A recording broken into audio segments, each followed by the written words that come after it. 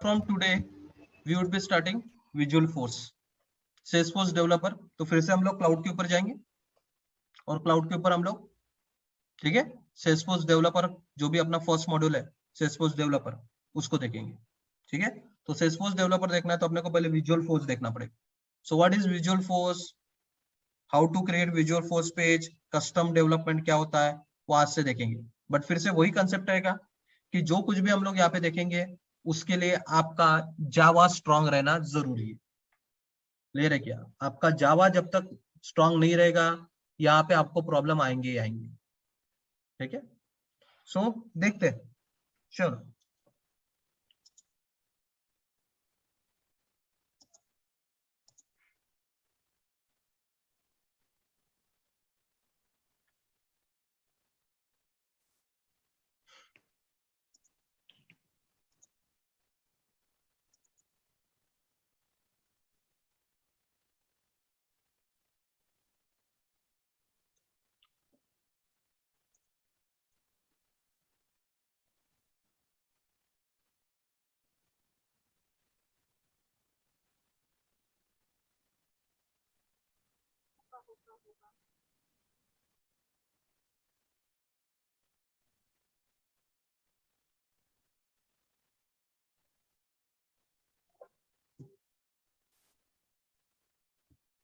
Okay, तो ये जो फर्स्ट पीपीटी है इसमें हम लोग क्या क्या देखेंगे वो देखते हैं।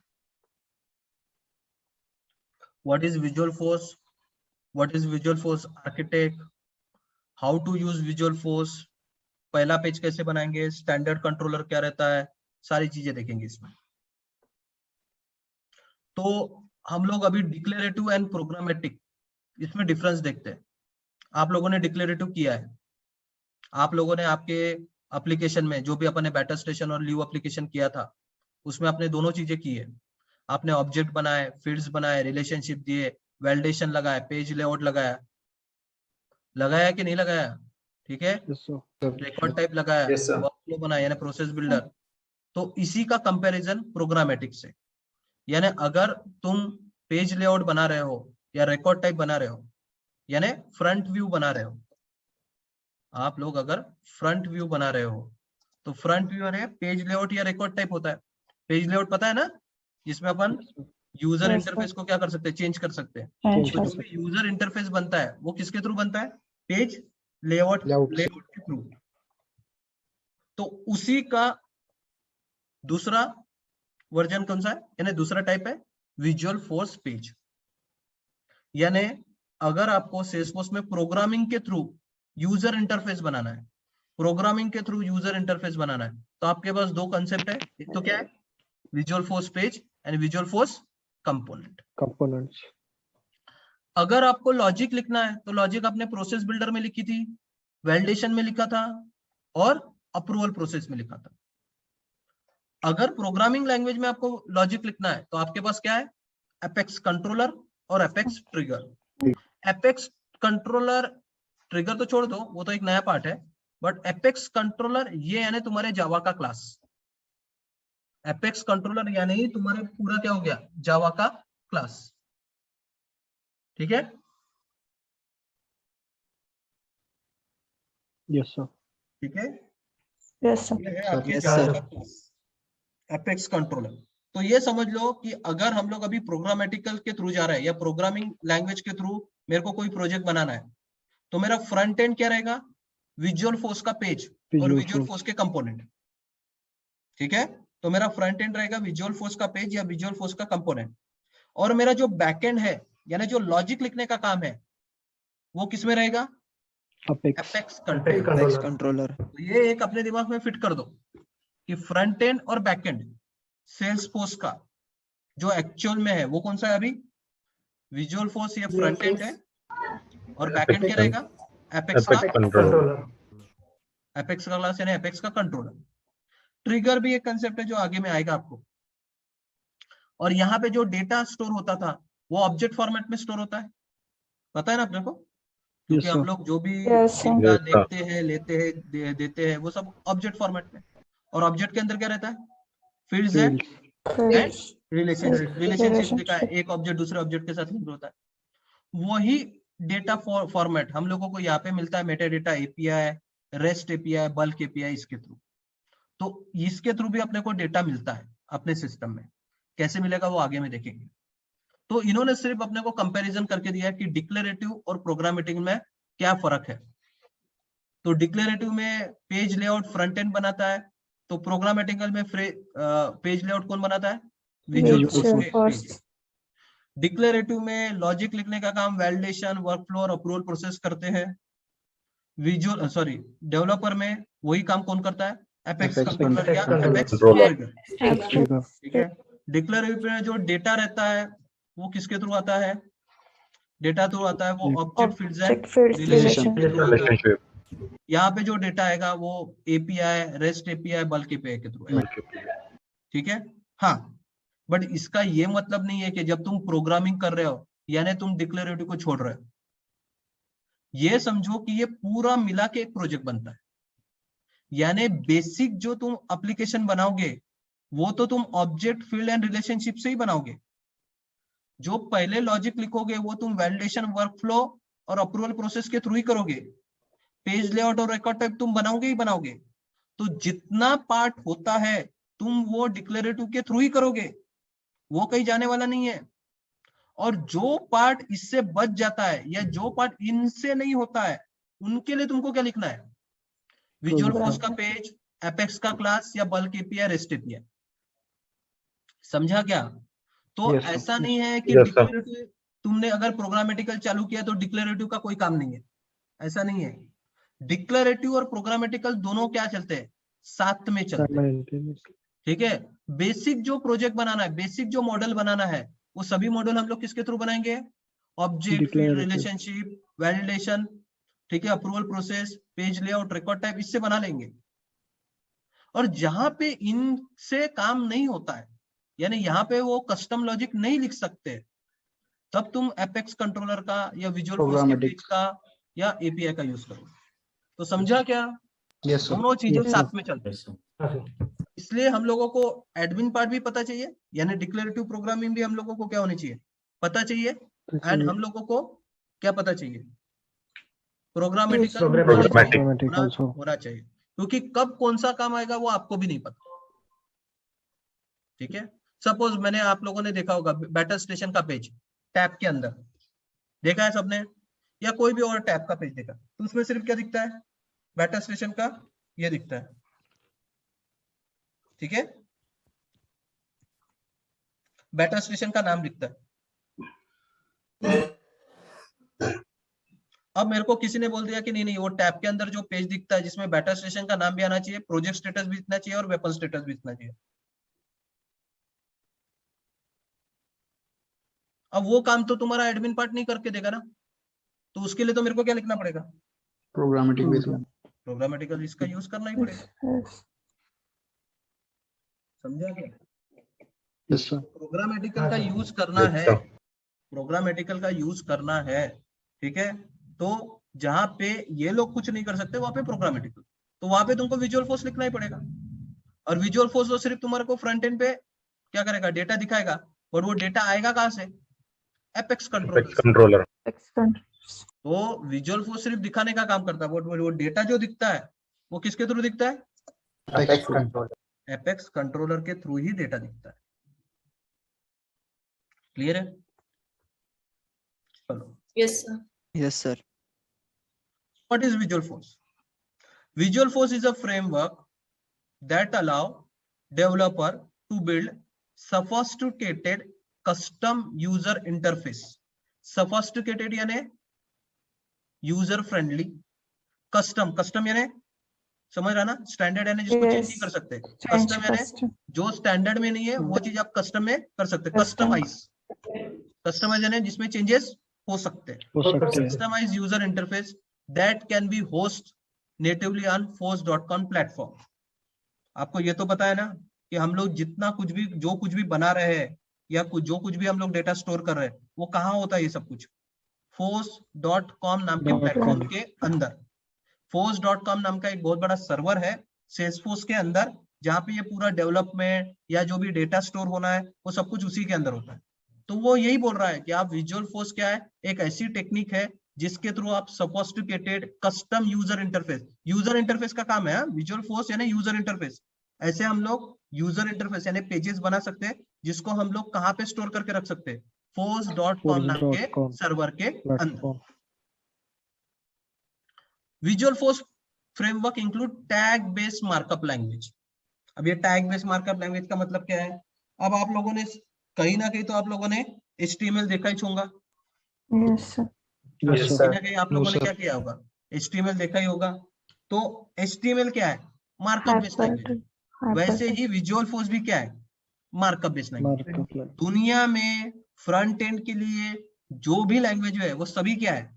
Markup based language. Node.js जाओ, React.js जाओ, AngularJS जाओ, जावास्क्रिप्ट जाओ, JSP जाओ, जो कुछ भी लैंग्वेज मार्केट में अवेलेबल है वो सभी लैंग्वेज क्या है? Markup based.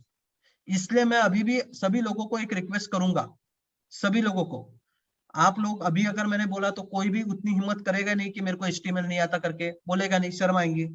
इसलिए मत बोलो, बट अगर तुमको HTML नहीं आता होगा तो भी HTML पढ़ लो, ज्यादा हार्ड नहीं है। w3school.com नाम की एक वेबसाइट है, वहां पे जाके तुमको HTML के बारे में मल्टीपल क्या है? एग्जाम्पल्स है, मल्टीपल लेसन है। हार्डली 1 से 2 दिन में आप इजीली उसको कवर कर सकते हो। बट अगर आपको HTML का मार्कअप लैंग्वेज समझेगा तो ही आपको विजुअल फोर्स या लाइटनिंग में भी उसका मार्कअप लैंग्वेज है, लाइटनिंग का दूसरा है, विजुअल फोर्स का दूसरा है, तो वहां पे आपको वो मार्कअप लैंग्वेज समझ में आएंगी। समझा क्या मैं क्या बोल रहा हूँ? Yes sir. तो ये मार्कअप लैंग्वेज है, आपको नहीं आता होगा तो शर्माने की चीज नहीं है। आप जाके w3school.com पे जाके HTML की मार्कअप लैंग्वेज पढ़ो कि HTML में मार्कअप लैंग्वेज कैसी बनती है, टेक्स्ट फील्ड कैसे बनते हैं, बटन कैसे बनती है, फ्रेम कैसे बनता है, टेबल कैसे बनता है, रेडियो बटन कैसी बनती है, सब कुछ दिया है वहां पे। एक बार पढ़ लो, सेम यहाँ पे वही है। यहाँ पे भी आपको समझ में आएगा इस मार्कअप लैंग्वेज इनकी, बट अगर आपको HTML समझ में आता तो ये इजी हो जाए। क्लियर है? अब विजुअल फोर्स में दो कंसेप्ट रहते हैं, विजुअल फोर्स में दो कंसेप्ट रहते हैं। एक तो विजुअल फोर्स का मार्कअप लैंग्वेज, ठीक है, एक तो विजुअल फोर्स का मार्कअप लैंग्वेज यानी visual force markup consist of visual force tags. Tags ये समझ रहा क्या? ये दिख रहा क्या? Apex colon page. Yes sir. ठीक है, तो ये है उनके टैग्स, इनको बोलते हैं टैग्स, यानी इन्हीं को मार्कअप लैंग्वेज। तो एक तो विजुअल फोर्स का मार्कअप लैंग्वेज है वहां पे, जो कि तुमको स्ट्रक्चर बना के देगा। समझ में आ रहा क्या? क्या बना के देगा? स्ट्रक्चर यानी तुमको टेक्स्ट फील्ड बना के देगा, ठीक है, ठीक है, टेक्स्ट फील्ड बना के देगा, फिर तुमको क्या बना के देगा? टेबल बना के देगा, ठीक है, ये सारी चीजें क्या होगा, ठीक है, ये सारी चीजें वो बना के दे देगा, ठीक है, ये सारी चीजें वो क्या करेगा? बना के देगा। बट उसमें जो डेटा लाने का काम है, या बटन के क्लिक के ऊपर तुमको कोई एक्शन करना है, एक्शन समझ रहे ना, बटन क्लिक होने का क्या होना चाहिए, अगर वो करना है तो वो किसके थ्रू मिलेगा? कंट्रोलर। और ये कंट्रोलर यानी विजुअल फोर्स का कंट्रोलर यानी एपेक्स का क्लास, विजुअल फोर्स का कंट्रोलर यानी एपेक्स का क्लास। तो विजुअल फोर्स दो कंसेप्ट रहेंगे विजुअल फोर्स में। एक तो विजुअल फोर्स का मार्कअप लैंग्वेज, जिससे क्या होगा? यूजर इंटरफेस बनेगा। विजुअल फोर्स का मार्कअप लैंग्वेज यानी जो टैग बेस्ड लैंग्वेज बोल रहा हूं मैं, इसके थ्रू क्या बनेगा? ढांचा बनेगा, यूजर इंटरफेस बनेगा, टेक्स्ट फील्ड बनेगी, बटन बनेगी, टेबल बनेगी, फ्रेम बनेगा, ये सब कुछ इसके through. But in text field में या इन टेबल में या उस फ्रेम में तुमको डेटा डालना है, या बटन के क्लिक के ऊपर कोई एक्शन करवानी है, बटन के क्लिक के ऊपर एक्शन करवानी है, तो वो किसके थ्रू करेंगे अपन? कंट्रोलर को। और ये कंट्रोलर को बोला जाता है एपेक्स का कोड, जो कि जावा जैसा रहेगा। यानी विजुअल फोर्स में दो चीज के ऊपर तुम्हारा पूरा खेल रहेगा। समझा क्या? Yes sir. पढ़ लो क्या बोल रहा। Visual force controller is a set of instruction that specify what happen when user click a button or a link। तो विजुअल फोर्स के कंट्रोलर के अंदर वो लॉजिक रहेगा कि बटन के क्लिक के बाद या लिंक पे क्लिक के बाद क्या होना चाहिए, या विजुअल फोर्स के पेज पे जो भी डेटा दिखेगा वो कहां से आएगा? सब डेटा किसके थ्रू आएगा? बैकएंड के थ्रू आएगा। और ये बैकएंड को क्या बोला जाता है? विजुअल फोर्स का कंट्रोलर। समझा क्या ये कंसेप्ट? Yes, sir.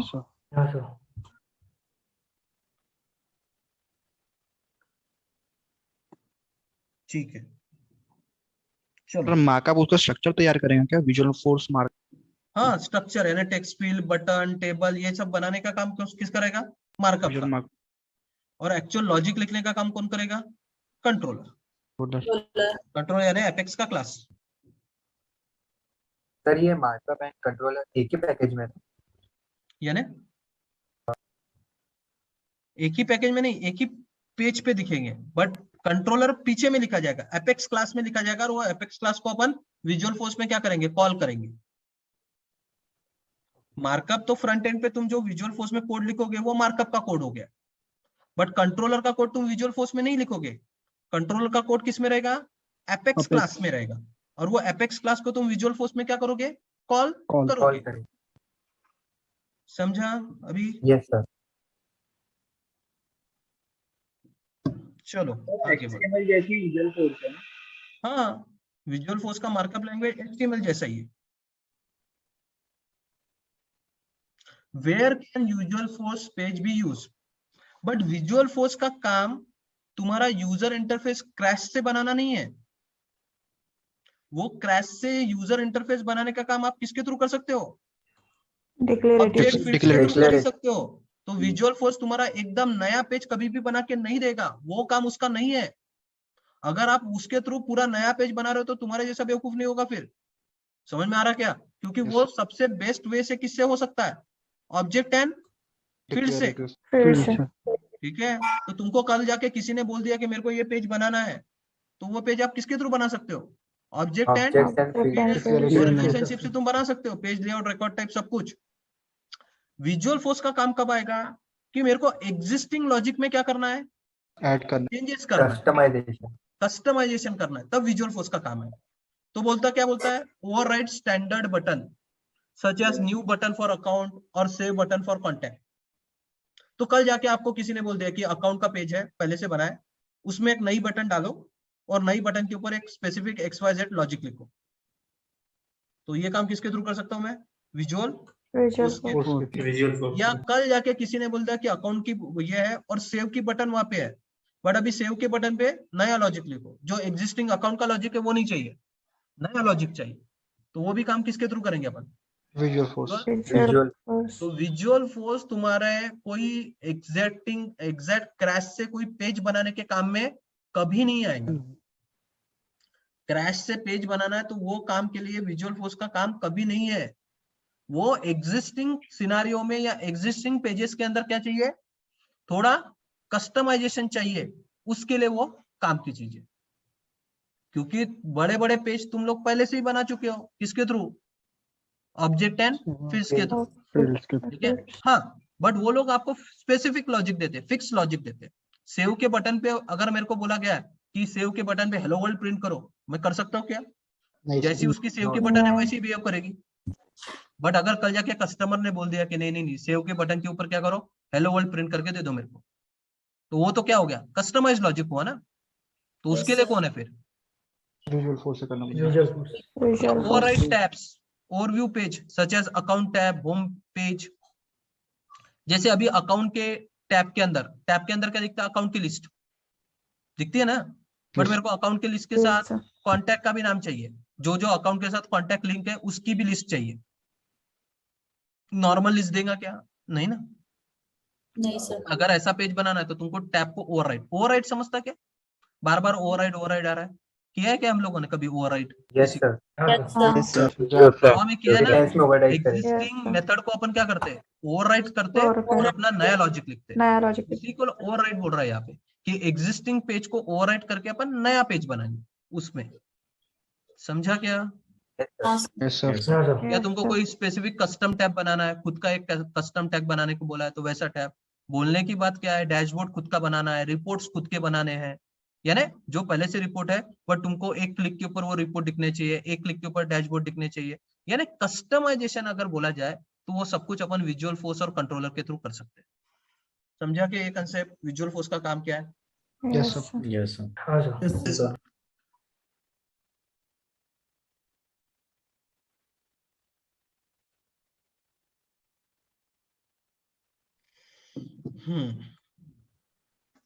ये सबसे इंपॉर्टेंट डायग्राम है कि एक्चुअल में कोड चलता कैसे है, यानी जब तुम कोड लिखोगे तो वो चलेगा कैसे। ठीक है, तो आपको पता है कि जो भी कोड हम लोग लिखते हैं वो सब कुछ कहाँ रहता है, force.com के अंदर। सर्वर ठीक है, force.com नाम का जो प्लेटफॉर्म है जिसके अंदर मल्टीपल सर्वर्स है, मल्टीपल सर्वर, मल्टीपल यानी डेटाबेस सर्वर, ऐसे इसको पूरा मिला के force.com प्लेटफॉर्म बोलते हैं। तो जब हम लोग कोड लिखेंगे तो हम तो सेल्सफोर्स के अंदर लिख रहे हैं, यानी हम लोग कोड किस में लिखते हैं, ब्राउजर के अंदर लिखते हैं ना। आप लोगों ने जब ऑब्जेक्ट फील्ड बनाया तो किस में बनाया, ब्राउजर के अंदर। ठीक है, अब जब भी जैसे भी अपन विजुअल फोर्स में कोड बनाएंगे, तो जैसे ही मैं कोड बनाऊंगा, कोई भी विजुअल फोर्स का पेज बनाया मैंने जिसमें टेक्स्ट फील्ड, बटन, फिर कंट्रोलर बनाया जिसमें डेटा वगैरह डाला, ये सब कुछ मैंने बनाया। अब मैं जैसे ही वो उसको सेव करूंगा तो वो कहा जाएगा, force.com नाम के प्लेटफॉर्म के अंदर जाएगा। आ जाएगा force.com नाम के प्लेटफॉर्म के अंदर। अब वो प्लेटफॉर्म के अंदर गया, अब वहां पे उसको एक एप्लीकेशन सर्वर नाम का एक सर्वर है, एप्लीकेशन सर्वर जिसके अंदर क्या रहता है, ठीक है, मल्टीपल सॉफ्टवेयर रहते हैं। तो एक सर्वर है एप्लीकेशन सर्वर नाम का, इसके अंदर दो सॉफ्टवेयर है, पेज कंपाइलर और पेज रीरेंडर।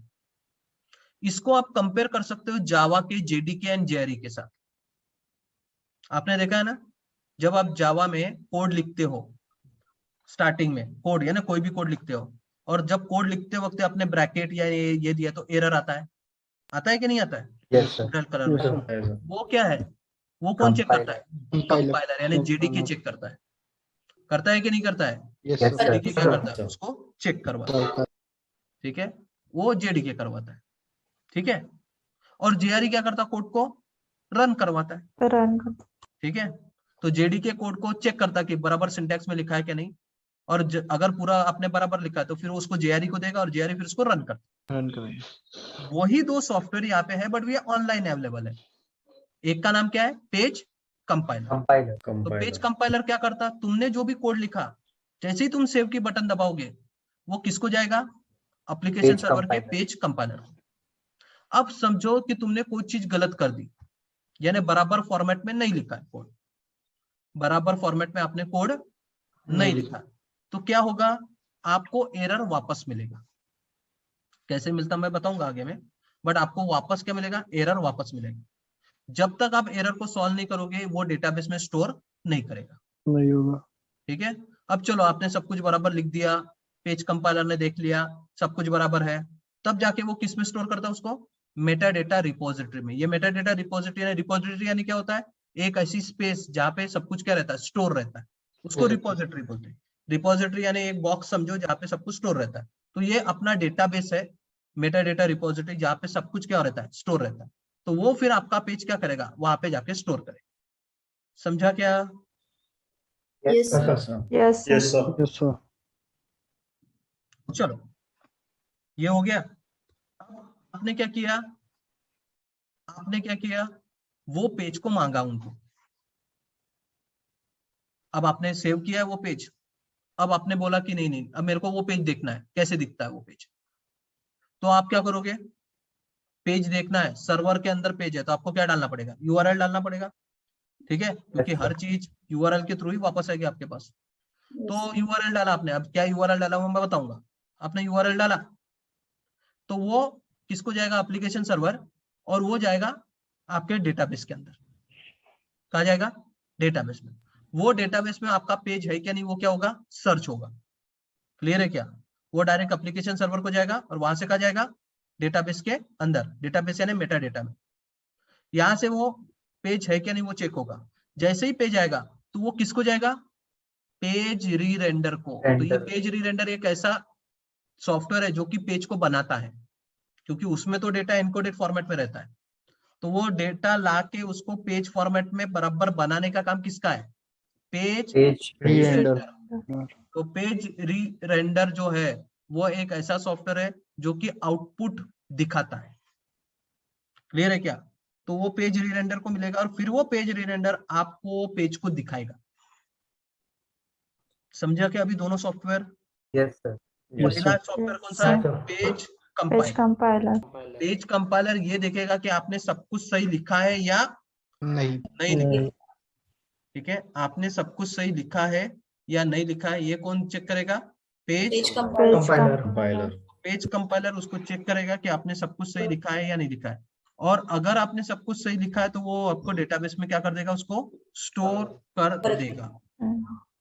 डेटाबेस में वो क्या करेगा? उसको स्टोर कर देगा। ठीक है, आपने जब उसको पेज को आपको वापस देखना है तो वो आप डेटाबेस में आप रिक्वेस्ट डालोगे, डेटाबेस से वो रिक्वेस्ट से वो पेज निकलेगा, वो किसको जाएगा?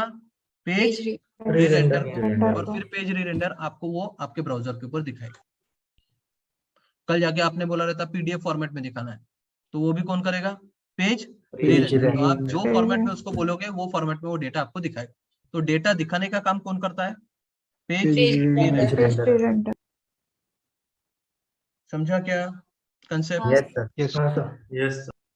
तो ये कैसा है कि आपको जब आप कोड लिखोगे तब आपको ये बहुत फास्ट होता है, तो आपको तब समझ में नहीं आएगा, बट इंटरनल एक्चुअल वर्किंग ऐसा होता है। एक्चुअल वर्किंग यहाँ पे ऐसा होता है, समझा?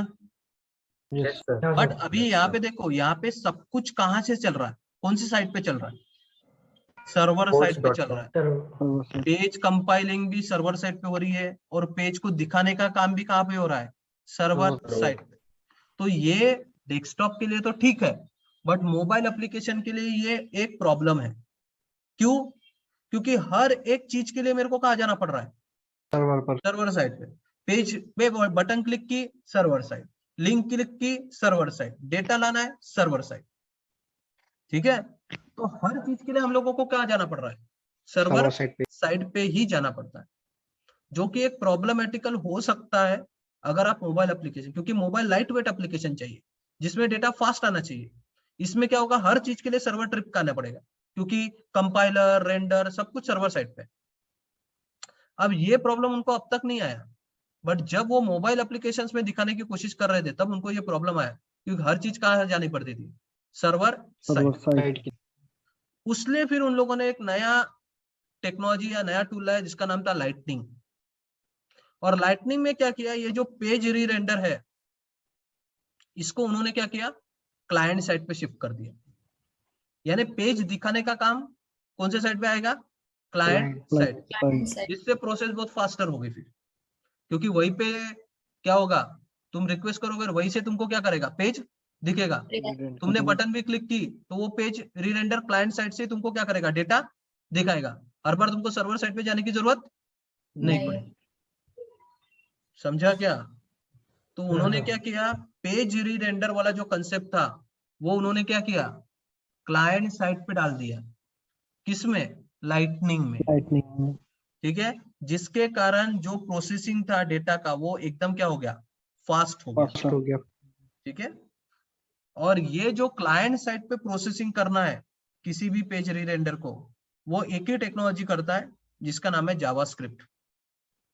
इसलिए लाइटनिंग में अपने को जावास्क्रिप्ट लगेगा।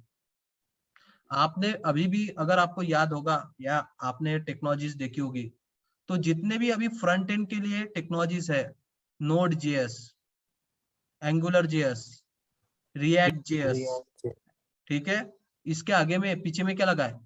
JS, JavaScript. यानी जो भी लैंग्वेज मोबाइल एप्लीकेशन या फ्रंट एंड में वैल्यूज फास्टर दिखाने का काम करेगी उसको जावास्क्रिप्ट लगेगा ही लगेगा, उसको जावास्क्रिप्ट लगेगा। इसलिए लाइटनिंग में भी पेज रीरेंडर को सर्वर साइड से निकाल के क्लाइंट साइड में लाना है तो वो काम कौन करेगा? वो जावास्क्रिप्ट ही करेगी। इसलिए अपने को भी लास्ट में क्या करना पड़ेगा? जावास्क्रिप्ट पढ़नी पड़ेगी। मैंने सिर्फ अभी आपको थोड़ा इसलिए बताया क्योंकि अभी हम लोग विजुअल फोर्स पढ़ रहे हैं, आगे में लाइटनिंग पढ़ना है अपने को, तब अपने को समझना है what is the difference between visual force और लाइटनिंग, क्यों लाइटनिंग आया था। इतना क्लियर है क्या? Yes sir. विजुअल फोर्स में क्या होता है कि सब कुछ कहाँ से जाएगा? सर्वर साइड से जाएगा। मैं दिखाऊंगा भी आपको, हर चीज के लिए सर्वर ट्रिप होती रहती है। सर लाइटनिंग जावा जैसी चाहिए? जावास्क्रिप्ट एकदम जावा जैसी है, इसलिए तो मैं लाइटनिंग क्या है सर? हाँ, लाइटनिंग भी जावा जैसी, जावास्क्रिप्ट जैसी क्या?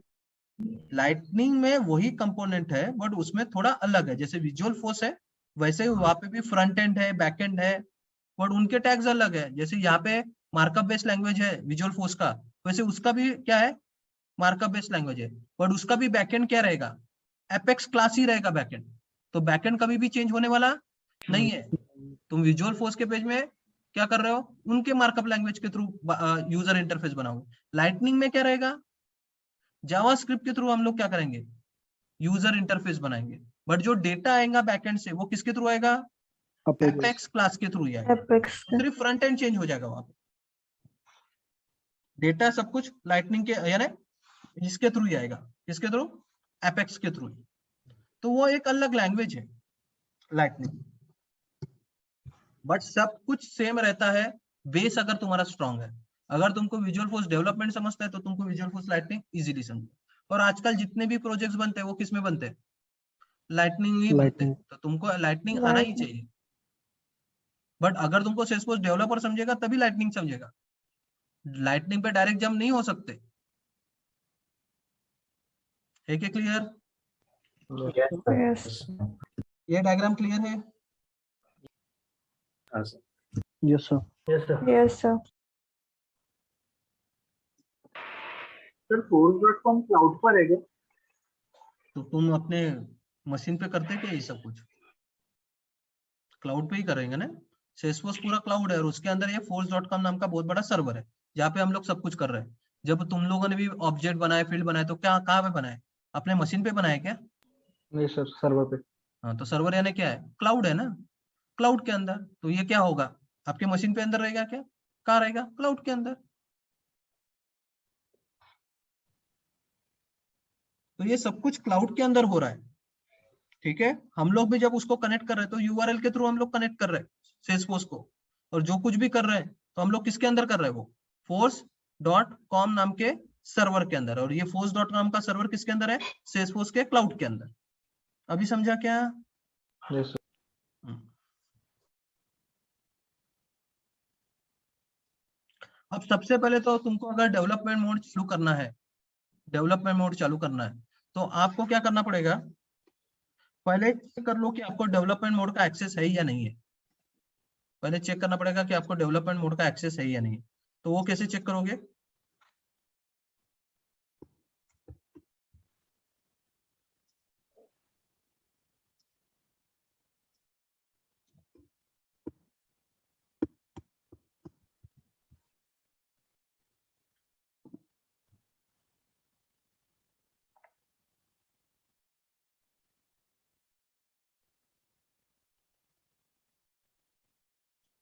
आप आपके सेटअप में जाओ और आपके यूजर में जाओ, मैनेज यूजर में, ठीक है। और मैनेज यूजर में जाने के बाद, मैनेज यूजर में जाने के बाद, ठीक है, आप आपके यूजर के ऊपर जाइए और ये यूजर के ऊपर जाने के बाद यहाँ से चेक कीजिए, यहाँ पे लास्ट में डेवलपमेंट मोड करके आता है, ये चेक रहना चाहिए। क्या रहना चाहिए, चेक। डेवलपमेंट मोड और view state in development mode, show view state in development mode, ये दोनों चीजें क्या होनी चाहिए, क्या होना चाहिए, चेक होना चाहिए। अगर ये दोनों चेक है यानी आप डेवलपमेंट कर सकते हो, यानी आप विजुअल फोर्स, एपेक्स क्लास सब कुछ बना सकते हो। तो ये दोनों चेक चाहिए। अगर चेक नहीं होगा, वैसे तो चेक ही होगा क्योंकि हम लोगों ने जो लॉगिन किया है वो डेवलपर मोड से ही लॉगिन किया है, तो ये दोनों चीजें क्या रहती है, चेक ही रहेगी। बट एक बार क्या करने का, क्रॉस वेरीफाई कर लेने का। समझा क्या? Yes sir. Yes sir. अब ये होने के बाद, ठीक है, ये होने के बाद आप विजुअल फोर्स का पेज बना सकते हो। कहाँ से बना सकते हो, यहाँ से भी बना सकते हो, यानी आप क्लासिक व्यू से हम लोग विजुअल फोर्स का पेज बना सकते हैं। तो कहाँ से बना सकते हो, तो ये नीचे में आओगे तो नीचे में आपको डेवलप मिलता है, बिल्ड में डेवलप, समझा क्या? और ये डेवलप के अंदर क्या है, लाइटनिंग कंपोनेंट है। अब विजुअल फोर्स वैसे लाइटनिंग का पार्ट नहीं है, बट उन्होंने गलती से लाइटनिंग में डाल के रखा है। तो लाइटनिंग कंपोनेंट और उसके अंदर क्या है, विजुअल फोर्स पेज। समझा क्या? कहाँ पे, जब आप सेटअप में जाओगे तो इधर मैनेज यूजर जहाँ पे है वहीं पे नीचे में क्या है, बिल्ड। बिल्ड के अंदर आप डेवलप में जाओगे, डेवलप को एक्सटेंड करो और डेवलप के अंदर आपको क्या मिलेगा, विजुअल फोर्स का पेज। ठीक है। अब यहाँ पे जितने भी आपने विजुअल फोर्स के पेज बनाए वो सभी पेज यहाँ पे दिखाई देंगे। बस इसके ऊपर क्या करना, न्यू। अब आपको विजुअल फोर्स के पेज को जो भी नाम देना है तो आप नाम दे सकते हैं, जैसे मैं दे रहा हूँ माय फर्स्ट विजुअल VF देता हूँ, VF11 ऐसा कुछ नाम दिया, ठीक है। अब ये अवेलेबल लाइटनिंग वगैरह ये कुछ करने की जरूरत नहीं है। अब यहाँ पे देखोगे तो ये देखो दिख रहा है क्या कोड इसके अंदर है। Yes, sir.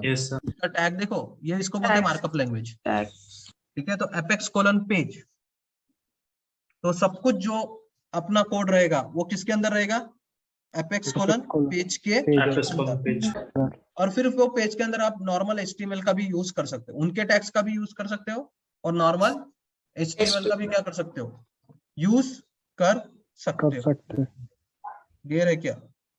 ठीक है। और उसके अंदर जो भी आपको HTML लिखना है, बट ये क्या है, बेसिक कंसेप्ट है। बट हम लोग ऐसे कोड नहीं लिखेंगे यहाँ पे, क्योंकि देखो मैंने पहले भी बताया जावा का कोड भी आप वर्डपैड या नोटपैड पे लिख सकते हो, बट हम लोग उसके लिए क्या यूज करते थे, एक्लिप्स का एडिटर यूज करते थे। क्यों? क्योंकि एक्लिप्स का एडिटर अपने को क्या करता है, कोड लिखने में मदद करता है, लाइब्रेरी पर। अब यहाँ पे तुमको कोई लाइब्रेरी नहीं मिलेगी, बट आपको सिर्फ मैं एक वे बता रहा हूँ कैसे आप यहाँ से बना के क्या कर सकते हो, सेव कर सकते हो। और अगर आपको देखना है तो यही से उसको प्रीव्यू बोल दो। प्रीव्यू यानी हम लोग देखने की कोशिश कर रहे हैं, रिक्वेस्ट कर रहे हैं हम लोग। तो आप रिक्वेस्ट करोगे तो ये ऐसा आपको पेज दिखेगा, congratulation this is your first page, जो भी मैंने कोड में लिखा था वही। समझा क्या? Yes sir. विजुअल फोर्स के पेज पे आओ, सेव करो, न्यू बनाओ, फिर आपके टैग्स आएंगे, टैग के अंदर आपको जो भी कोड लिखना है लिखो और ये करो। बट हम लोग ऐसा नहीं करेंगे, हम लोग इसके थ्रू नहीं जाएंगे, हम लोग इसका एडिटर यूज करेंगे जिसका नाम है डेवलपर कंसोल। क्या नाम है? Developer console. तो दुनिया में जितने भी सेल्सफोर्स में कोडिंग होती है वो दो ही इसमें होती है, एक तो विजुअल स्टूडियो में या डेवलपर कंसोल में। तो अभी हम लोग क्या करेंगे, डेवलपर कंसोल में ये कैसे पेज बनता है वो देखेंगे। किसमें? डेवलपर कंसोल में ये पेज कैसे बनता है वो देखते हैं। तो उसके लिए आपको क्या करना पड़ेगा, आपके नाम के ऊपर क्लिक करके वहां पे कहां से जाना पड़ेगा, वहीं पे क्या है, डेवलपर कंसोल। तो अब अगर आप देखोगे तो यहाँ पे आपको डेवलपर कंसोल आ जाएगा। मैं इसको थोड़ा छोटा करता हूँ, ठीक है। तो ये है डेवलपर कंसोल जिसमें पूरा का पूरा कोड, जितने भी हम लोग कोड लिखते हैं वो सारा कोड यहाँ पे दिखता है। दिख रहा है क्या ये कोड? Yes sir. कैसा दिख रहा है ये? जावा जाना पहचाना दिख रहा है क्या? Test method. तो वही बता रहा हूँ कि सब कुछ वही है जो तुमने वहां पे पढ़ा है। वहां पे क्लास है, स्टैटिक मेथड है, लिस्ट है, लिस्ट में डेटा ऐड हो रहा है, फॉर लूप है, तो सब कुछ वही है। तुम जितना स्ट्रांग रहोगे उसमें, वही यहाँ पे वो सारी चीजें आगे में दिखेगी। तुम्हारे वहां पे प्रॉब्लम है तो यहाँ पे कोड नहीं समझने वाला। तो आप जितना अच्छा प्रैक्टिस जावा का वहां पे करोगे उतना आपको फायदे की चीज यहाँ पे रहेगी। समझा? ठीक है। तो चलो यहाँ पे अगर विजुअल फोर्स का पेज बनाना है तो कैसे बनाएंगे, तो आप डायरेक्टली यहाँ पे फाइल क्या बोलते हो, न्यू, और क्या बोलोगे, विजुअल फोर्स पेज। अब मैं यहाँ पे बोल देता हूँ माय फर्स्ट VF22 ऐसा कुछ नाम दिया। ओके, अब ये देखो विजुअल फोर्स का पेज आ गया, ठीक है। अब यहाँ पे फायदा क्या है कि अगर आप इतना एरो भी दिया तो जितने भी उसके अंदर क्या है, टैग्स है, वो पूरी की पूरी टैग की क्या मिलती है, लिस्ट मिल जाती है। यानी मेरे को हर चीज याद रखने की जरूरत नहीं है। जैसे एक्लिप्स में नहीं दिया, मेथड ऑब्जेक्ट का नाम दो, डॉट दो, तो मेथड की पूरी लिस्ट मिलती थी। कंट्रोल स्पेस से कौन कौन से मेथड वो पेरेंट क्लास में वो मिलते थे। तो ऐसा ही विजुअल फोर्स में अपने को क्या मिलता है, हेल्प मिलता है। अगर अपन किसके थ्रू करते हैं, डेवलपर कंसोल के, ठीक है। देखेंगे कौन कौन से टैग्स है, कैसे काम करते हैं, कैसे अपने को मदद मिलती है, वो सब कुछ देखेंगे। बट अभी अब पहला पेज बना रहे तो मैं h1 नाम का टैग यूज कर रहा हूँ। h1 नाम का टैग HTML का टैग है जिसमें अपन हेडिंग में डेटा प्रिंट कर सकते हैं, h1 नाम का टैग। अब फिर से h1 क्या होता है वो मत मेरे को पूछना, वो HTML जाके पढ़ो, ठीक है। तो h1 नाम का टैग है जो कि हेडिंग, ऐसे बहुत सारे टैग है HTML के अगर लगता है तो इंटरनेट पे जाओ और पढ़ो। हाँ, विजुअल फोर्स के कौन कौन से टैग्स है वो सारी चीजें अपन देखेंगे, बट HTML के टैग मेरे को मत पूछो। समझा क्या? वो w3school.com पे जाओ और वहां पे पढ़ो। अभी मैं h1 नाम का टैग इसके अंदर यूज करके my first visual force program ऐसा कुछ लिख दिया। डायरेक्ट टैग के अंदर मैं डायरेक्ट मैसेज दे सकता हूँ। समझा क्या? तो ये क्या है, मेरा पहला कोड, यानी मेरा पहला पेज। समझ में आया क्या कैसे कोड लिखते हैं? पेज के अंदर। अब हम लोग बहुत सारा कोड लिखना है, अभी के लिए मैंने सिंपल ये किया। अब मैं जैसे ही इसको क्या करूंगा, फाइल में जाके सेव करता हूँ। ठीक है, तो जैसे ही मैं सेव करूंगा तो ये डायग्राम को याद करो, क्या होगा जैसे ही मैं उसको क्या करूंगा, सेव करूंगा। तो अभी मैं कहाँ पे हूँ, कहाँ पे हूँ, तो ब्राउजर के अंदर हूँ ना। तो जैसे ही मैं उसको सेव करूंगा तो वो किसको जाएगा, पेज एप्लीकेशन सर्वर के अंदर पेज कंपाइलर को जाएगा। पेज कंपाइलर चेक करेगा कि सब कुछ बराबर है क्या नहीं, और अगर सब कुछ बराबर है, जैसे ही मैं सेव करता हूँ, ठीक है, तो ये सेविंग होगा। और सब कुछ बराबर है या नहीं कैसे पता चलेगा मेरे को, तो यहाँ पे एरर नहीं देता वो लाल कलर में। ये देखो यहाँ पे प्रॉब्लम्स है, दिख रहा है क्या? यहाँ पे प्रॉब्लम्स नाम का टैब नीचे में, यहाँ पे अगर तुम्हारे पेज में एरर होगा तो आपके पेज का नाम और उसका एरर वो यहाँ पे देगा। समझा क्या? तो ये ध्यान में रखो, जब भी तुम कोई पेज बना रहे हो और पेज बनाने के बाद सेव कर रहे हो, तो इधर जाके देखो प्रॉब्लम में कि तुम्हारे पेज के अंदर कोई एरर तो नहीं है। नहीं तो तुम बना लोगे और तुम्हारे पेज में कुछ भी नहीं दिख रहा है। वो क्यों नहीं दिख रहा है? क्योंकि नीचे में क्या है, प्रॉब्लम है जो कि पेज कंपाइलर ने आपको वापस भेजा है। समझा क्या? Yes sir. ठीक है, सो ये होना नहीं चाहिए। ठीक है, तो यहाँ पे प्रॉब्लम्स देखो, क्लियर है क्या? यहाँ पे प्रॉब्लम्स देखो, ठीक है। सर वो कौन से लाइन पे एरर है वो भी बताएगा क्या? वहाँ पे सब कुछ लाइन बताएगा, लाइन वगैरह सब कुछ बताएगा। ठीक है, और एरर भी बताएगा। जैसे जावा में एरर में पूरा इंफॉर्मेशन बताता वैसे ही एरर भी बताएगा। मैं बताता हूँ तुमको एरर, रुक जाओ। अब इतना क्लियर है क्या? मैंने सेव किया, अब ये मेरे पेज के ऊपर कोई एरर नहीं है, यानी मेरा पेज क्या हो गया, सेव हो गया। इतना क्लियर है क्या? अब जैसे ही मैं इसको प्रीव्यू करूंगा, अब प्रीव्यू करना है यानी ये सेकंड डायग्राम का यूज करना है। क्या करना है, रिक्वेस्ट करना। प्रीव्यू करना है वो यूआरएल खुद ही लिख देगा वो पेज का, अपने को लिखने की जरूरत नहीं है। प्रीव्यू करना है मैं वो पेज को मांग रहा हूँ। किसको मांग रहा हूँ? ये मेटाडेटा रिपोजिटरी को पेज मांग रहा हूँ। ठीक है, तो जैसे ही उसको मैं मांगूंगा वो उसको पेज रीरेंडर को देगा और फिर वो मेरे को पेज वापस करेगा। समझा क्या ये पूरा कंसेप्ट, पूरा साइकिल? Yes sir. तो अब जैसे ही मैं इसको क्या करूंगा, प्रीव्यू करता हूँ, तो ये देखो ये यूआरएल बन जाता है पूरा। अब मैं खुद नहीं लिख रहा हूँ, वो मेरे को लिख के दे रहा है खुद ही। और ये देखो ये आ गया मेरा कोड। Yes sir. तो ये कहाँ से आया, वो मेटाडेटा रिपोजिटरी में गया, वहां से पेज रीरेंडर को मिला और फिर वो पेज रीरेंडर ने मेरे को वापस किया। है क्लियर है कंसेप्ट? Yes sir. ठीक है। हाँ, अब वही कंसेप्ट आता है कि सपोज अगर मैंने यहाँ पे ये एरर, यहाँ पे गलती की, यानी एपेक्स पेज चालू होता तो उसको बंद भी करना चाहिए, बट मैंने बंद नहीं किया। यानी मैंने क्या किया, कुछ क्या किया, गलती की। और अभी मैंने इसको क्या किया, सेव किया। तो ये देखो सेव करने के बाद ये क्या करेगा, वो दिख रहा है नीचे में, दिख रहा है क्या सभी को? Yes sir. ये देखो my first VF22 line number 5 क्या बोल रहा है, XML document structure must start and and with the same entity. यानी XML यानी उसको XML बोलता हो, वो बोलता है कि जैसे स्टार्ट हुआ है तो लास्ट में वो क्या होना चाहिए, स्लैश देके क्लोज होना चाहिए। तो वो आपको प्रॉपर मैसेज देगा, उससे आपको समझना चाहिए कि आपने क्या गलत किया। समझा क्या? अभी क्या हो रहा है, पेज कंपाइलर आपको वापस कर रहा है एरर, और वो आपके प्रॉब्लम में दिखेगा। क्लियर है क्या? आपके प्रॉब्लम में वो एरर दिखेगा आपको। क्लियर है ये concept? Yes Yes, sir. Yes, sir. अभी आप उसको स्लैश दे दो, फिर से फाइल को क्या करो, स्ट्रिंग।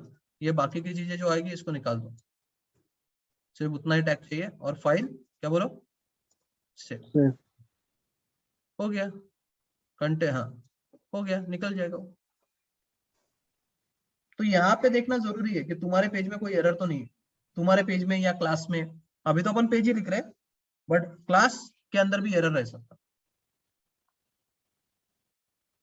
हो गया, सेव हो गया। अब फिर से प्रीव्यू करोगे तो आपको डेटा दिखेगा। है क्या कंसेप्ट क्लियर है यहाँ तक? Yes, sir. Yes, sir. Yes, sir. सो अभी इसको करके देखो, कल हम लोग आगे का कोड देखेंगे, ठीक है किसी को क्वेश्चंस, इश्यूज? तो HTML अभी पढ़ना पड़ेगा ना उसके लिए पहले? अगर नहीं आता तो पढ़ लो। सर जावास्क्रिप्ट नहीं, वो मैं बताऊंगा, वो अभी नहीं पढ़ना है। अभी है नहीं सर। हुआ ना, अभी विजुअल फोर्स का पार्ट चालू है, वहाँ पे जावास्क्रिप्ट की जरूरत है। Okay sir. ठीक है, सर तो पहला प्रोग्राम करके देखोगे? Yes, sir. Yes, sir. ठीक है, चलो।